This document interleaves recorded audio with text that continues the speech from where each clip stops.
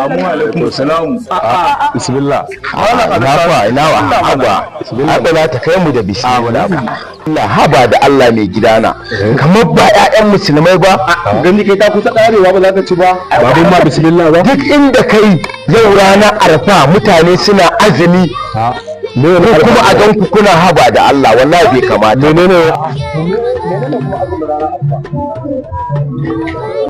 Azumin ranar arfa shine ka yi azumin 9 ga watan Zulhajji domin neman kusanci ga Ubangiji da kuma raya sunnan ma'aiki sallallahu alaihi wasallama.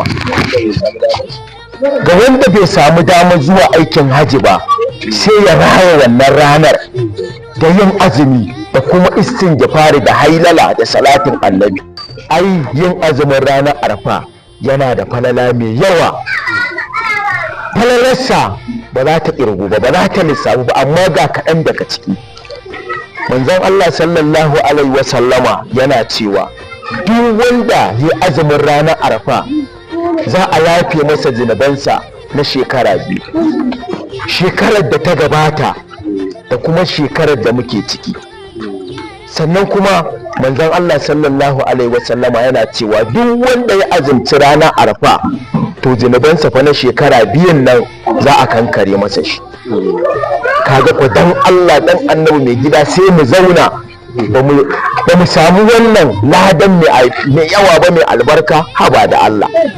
Kai wato kun fa gaskiya ni fa jiki na hage sanyi. Yanzu malam da Allah ya tambaye ka. Allah ya sana sani. To ya sakamakon wanda ya azumin arfa kenan to. Kai kuwa wanda ya azumta ranar ba.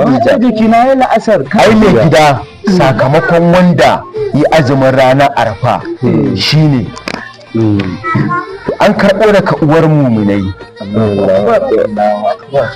Aisha radiyallahu anha, ita kuma ta karɓo daga ma'aiki sallallahu alaihi wasallam ya ce duk wanda ya azumci ranar arfa akwai wasu gidaje manya-manya a cikin aljanna na lu'ulu'u da zinare da azurfa.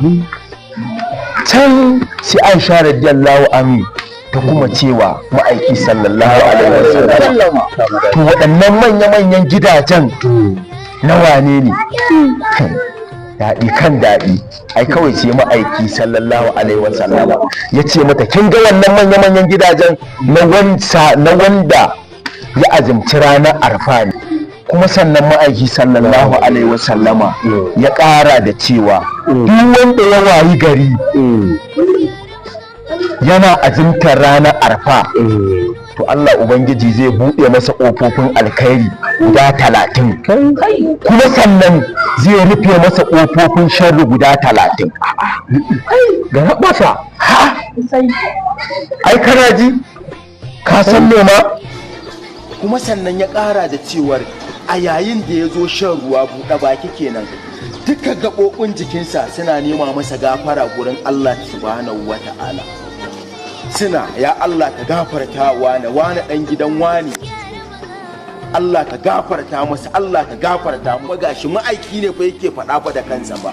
Haba da Allah, gaskiya ya kamata mu raya wannan ranar kuma mu nemi gafara da Allah Ubangiji ya datar da mu, Allah ya sa mu dace. Dan Allah. Ya Ramadan lailak wa naharak, ya Ramadan